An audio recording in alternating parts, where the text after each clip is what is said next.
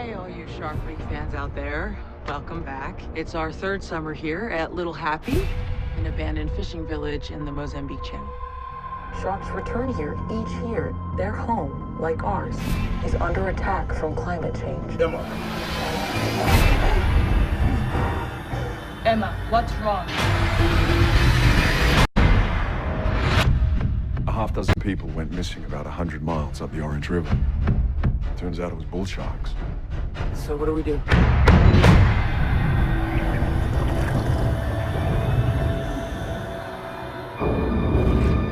There is a bull in the field. It's big. Shark!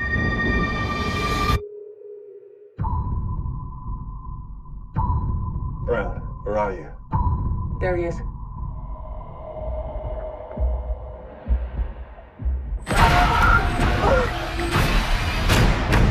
Those sharks have been altered, engineered. They're not sharks. Climate change is making them highly aggressive towards everything.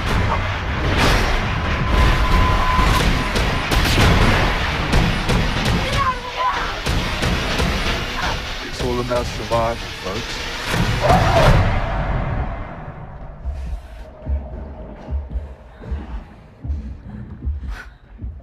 That was close.